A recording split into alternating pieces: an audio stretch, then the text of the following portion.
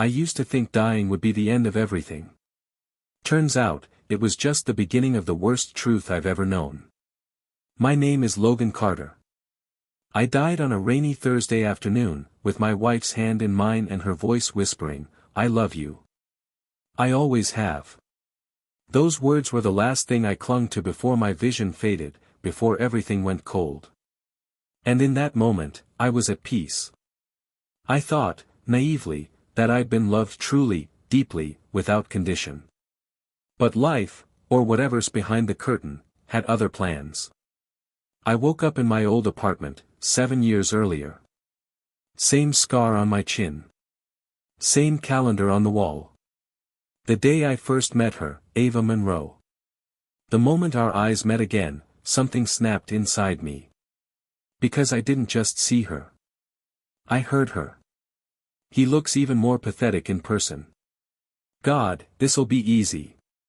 It wasn't her voice out loud. It was inside my head. Clear. Cold. Calculated. I stood frozen, smiling like a fool, while she offered her hand. The same hand that would one day hold mine as I died. And behind her perfect smile, only contempt. Ava never loved me. Not when she kissed me. Not when she married me. Not even when I died. She wore love like a costume. Played it like a role. And I was too blind to see it. Not this time. This time, I won't fall for her lies. This time, I'll play along. But I won't be the fool who dies loving a woman who loathes him. This time, I'm going to find out the truth she never wanted me to hear, and make her regret ever smiling at me. I met Ava Monroe at a mutual friend's birthday party. Back then, I was just another face in the crowd, mid-20s, working a bland IT job in Austin, Texas, trying to scrape together enough for rent and pretending I had a 5-year plan. Ava stood out in that room like a candle in the dark, graceful, elegant, radiant.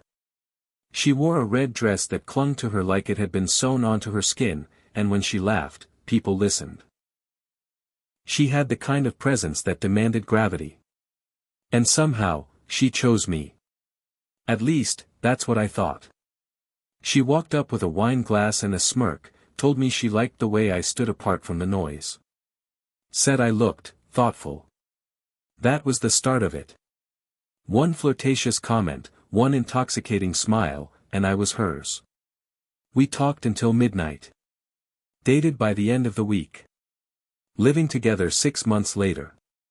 In my original life, I worshipped her. Took on overtime to afford her favorite restaurants. Surprised her with weekend getaways. Picked up her dry cleaning and made her coffee every morning. Ava had a way of making me feel like I was the luckiest man alive, even when I felt small beside her brilliance.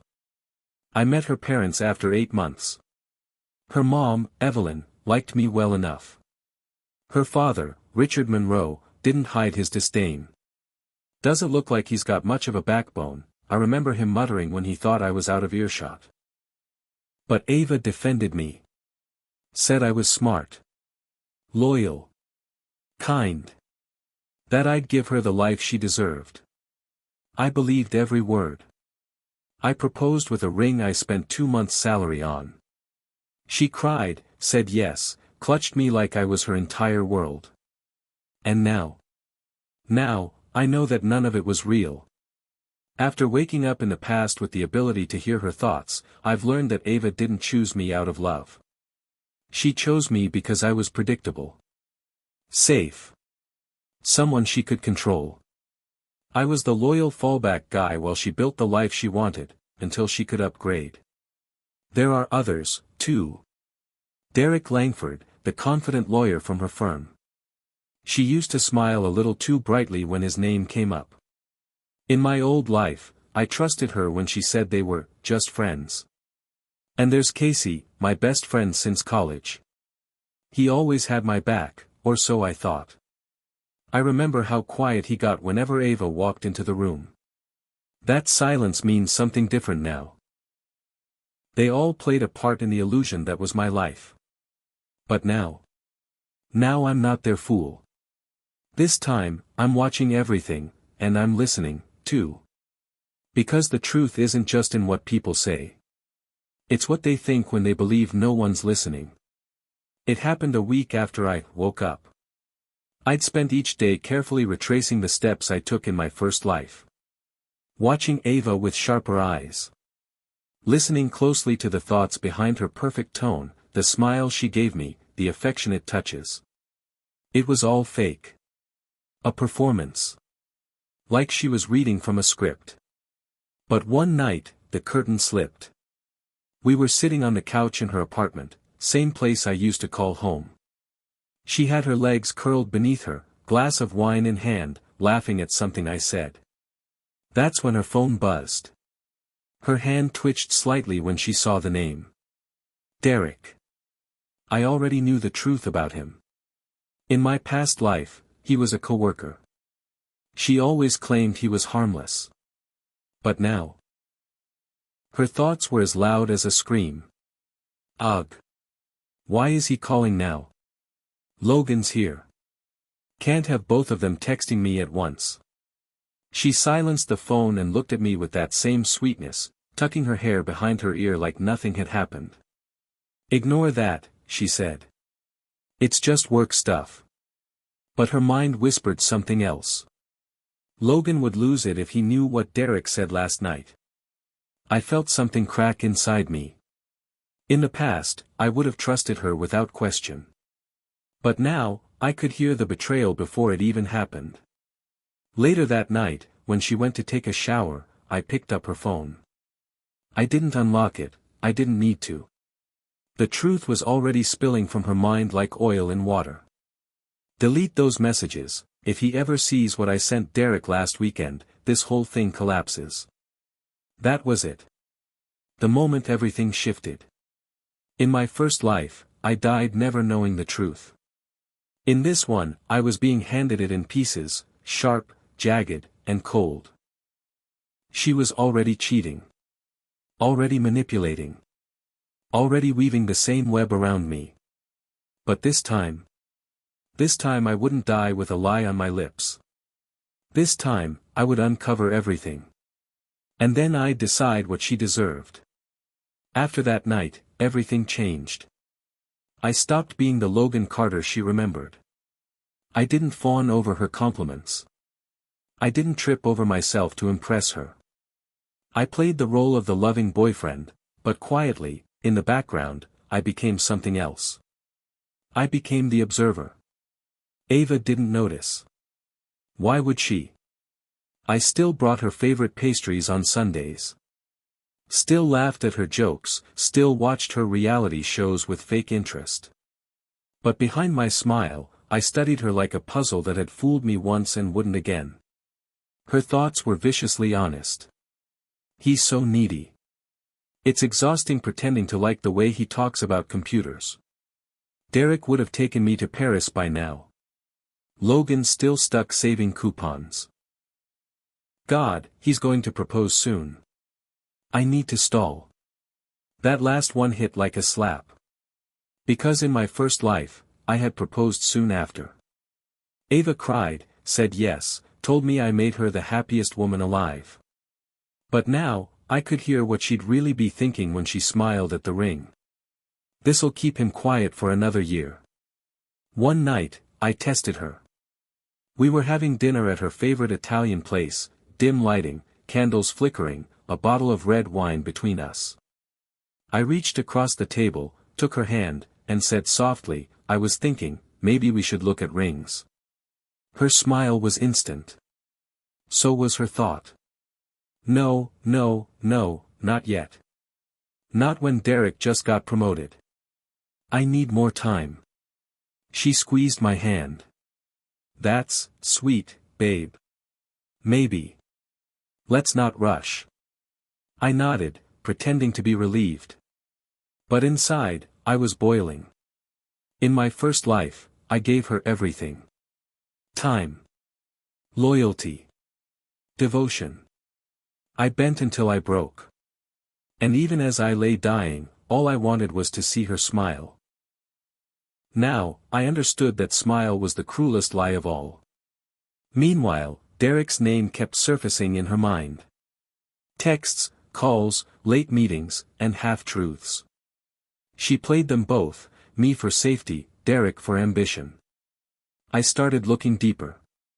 Quietly. Calculated. I installed a recovery app on her phone while she slept, one I had used at work for clients who deleted important files. What I found was worse than I expected. Flirty messages. Photos. Plans. A trip she told me was for a conference was actually a weekend in Napa with Derek. He's so boring, she'd texted Derek about me.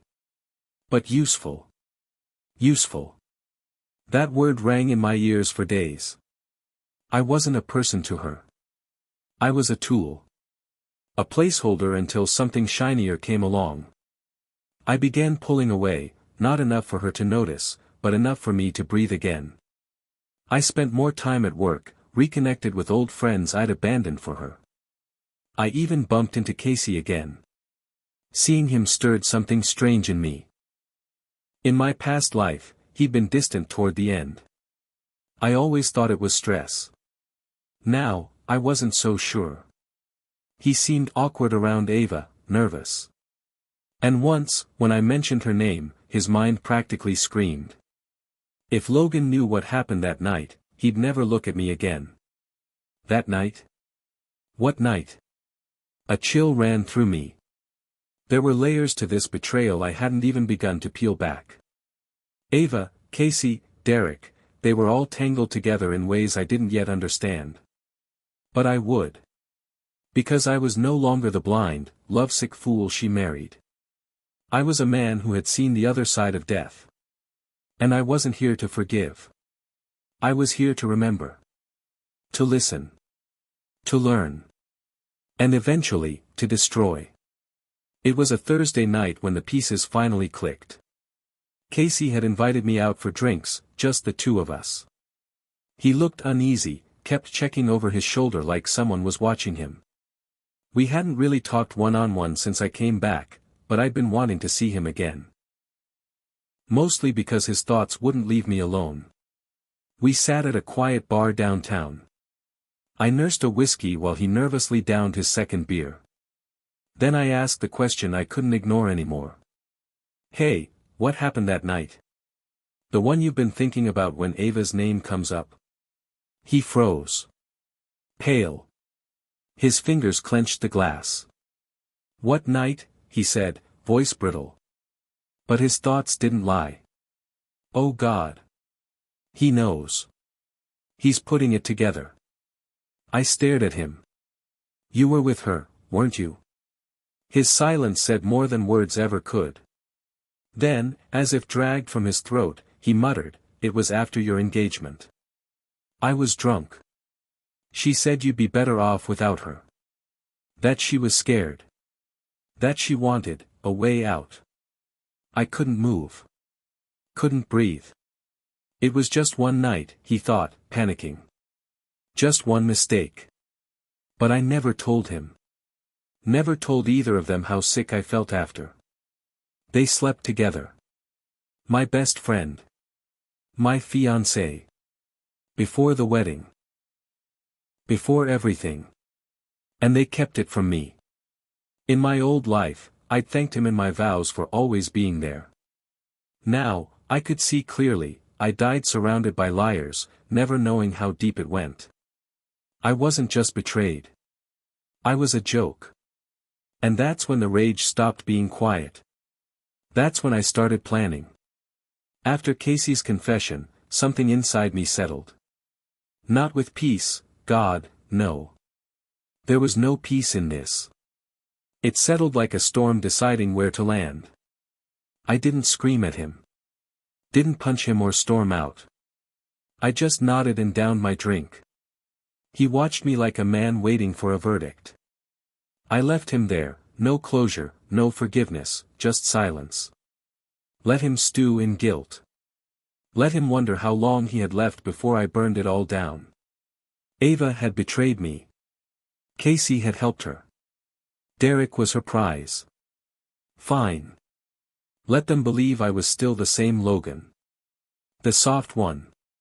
The disposable one. Let them all think I was still in the dark. But I wasn't. I spent the next week setting traps. Quiet ones. First, I sent Ava flowers at work, with a hidden mic embedded in the base of the bouquet. Something I picked up from a buddy in cybersecurity. Tiny, invisible, and voice-activated. The first day, nothing. Just idle small talk and the same fake affection she showed me. But the next day, Derek visited her office. And the things they said behind closed doors shattered what little was left of my old self. Logan still trailing behind me like a puppy, Ava laughed. It's almost sad. I could cheat in front of him, and he'd still bring me breakfast. He's useful, Derek said. Ride that out. Once my firm finalizes the promotion, we'll sort it out. Sort it out. I'd heard enough. I backed off from Ava over the following days. Started leaving town for work. Spent time at a remote cabin I used to use for weekend retreats, only this time, it wasn't for clearing my head. It was for strategy. If she wanted to play with fire, I'd give her the whole forest.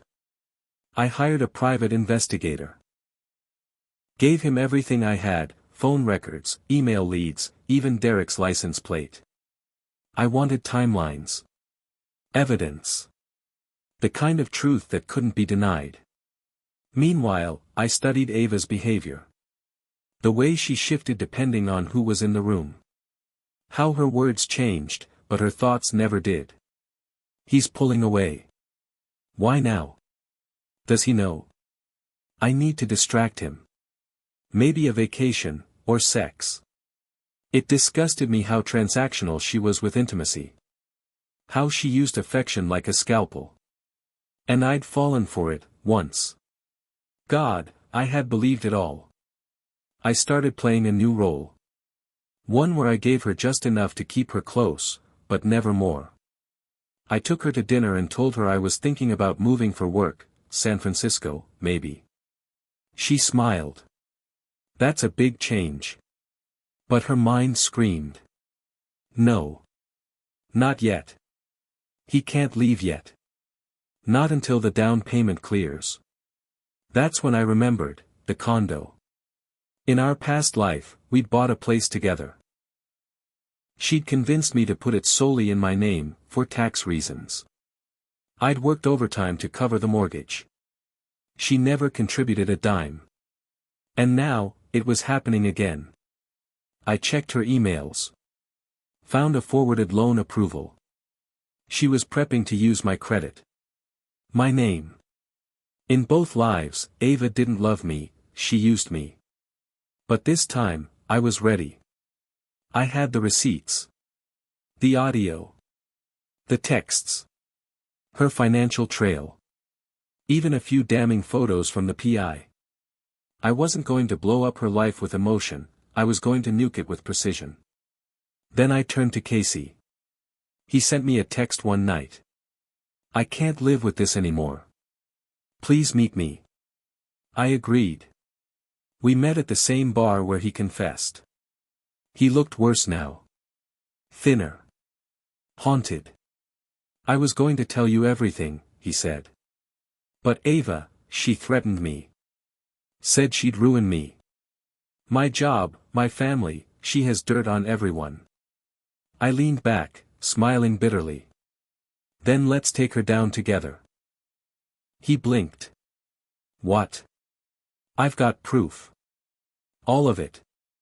We bring her into the light. Show Derek. Show the board at her firm. She's used every one of us. You really want to live under that forever? Casey hesitated. His thoughts were loud. She'll burn us both. But maybe he's right. He finally nodded. One by one, her world was beginning to shift. She noticed. Of course she did.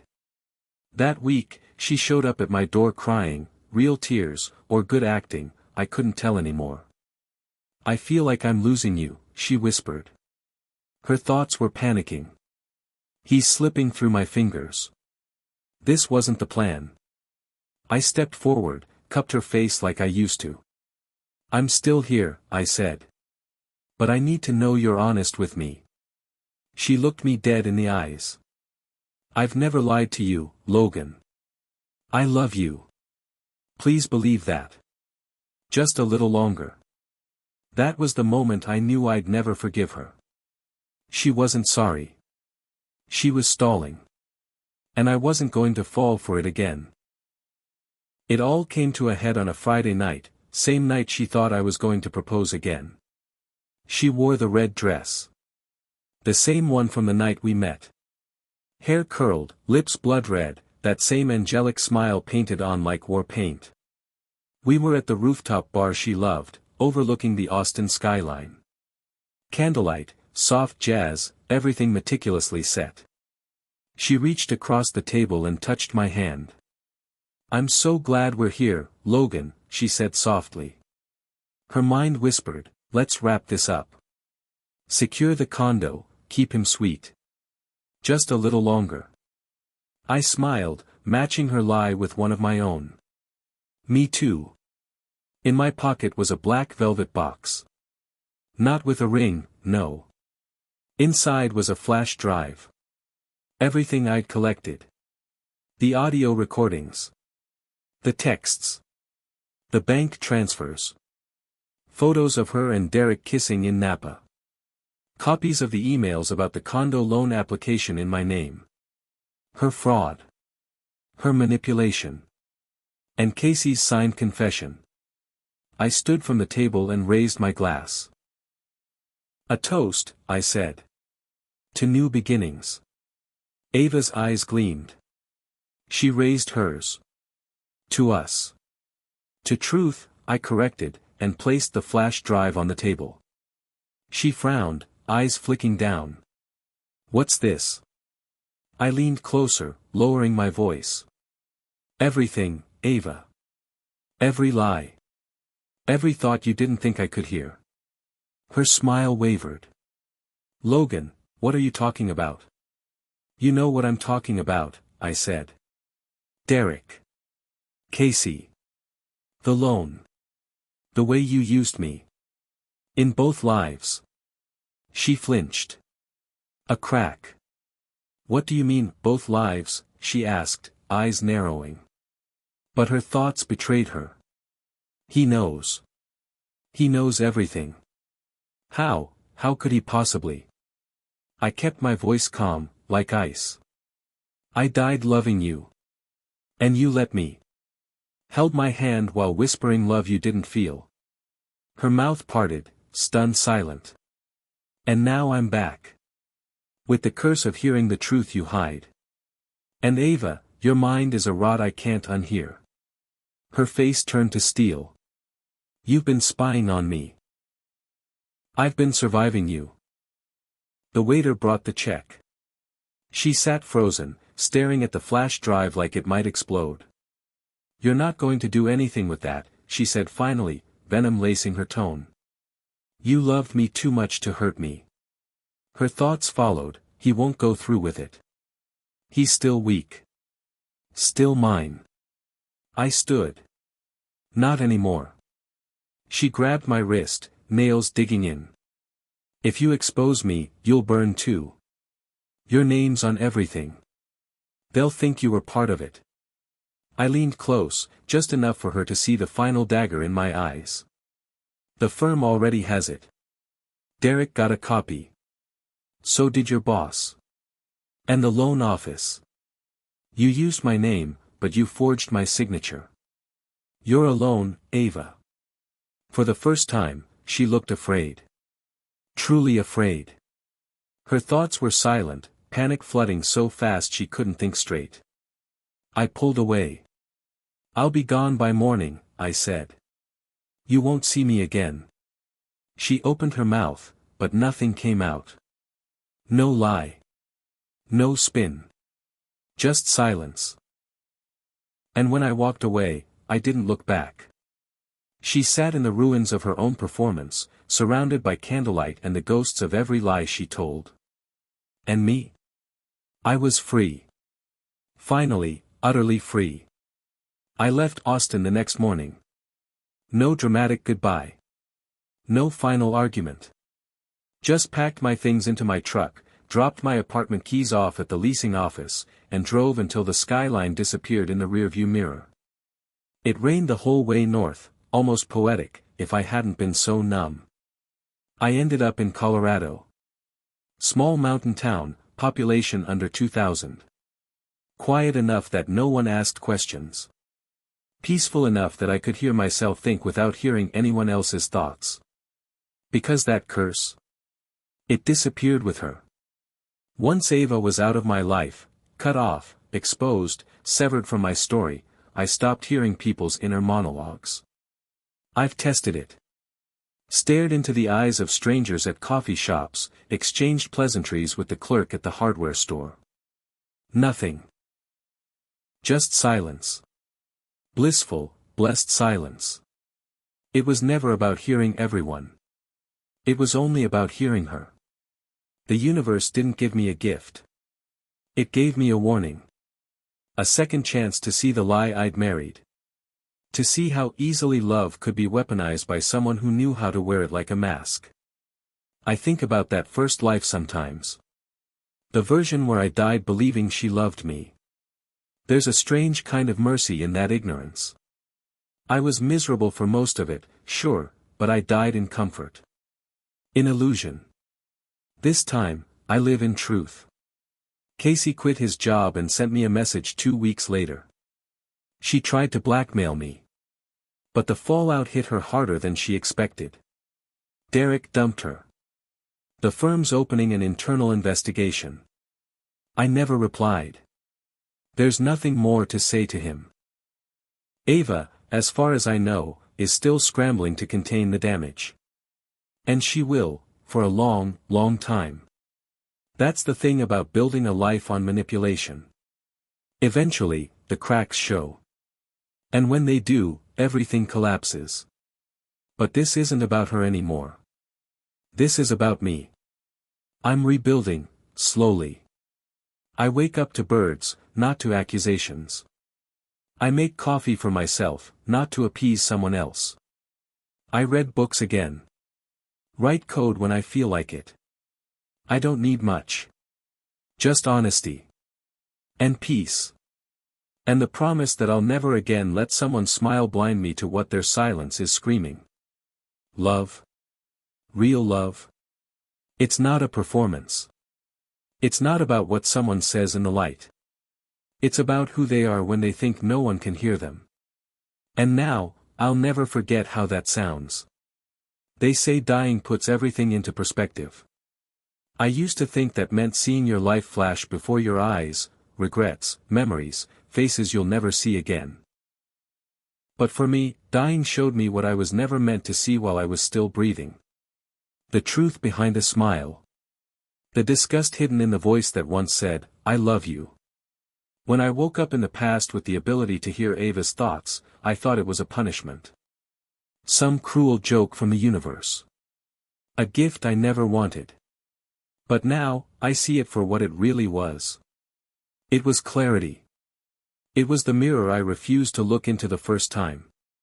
It was the chance to stop worshipping the version of her I'd built in my mind, and start recognizing the woman who actually stood before me. The truth hurt. God, it nearly broke me. But it also freed me.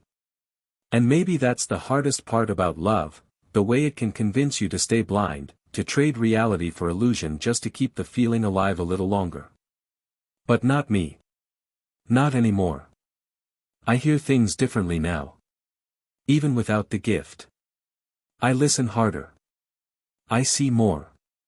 And if love ever comes again, I'll know it's real. Because this time, I won't need to hear someone's thoughts to know if their heart is honest. This time, I'll trust my own. Because I've already died for the wrong woman once. And now, I live only for the truth.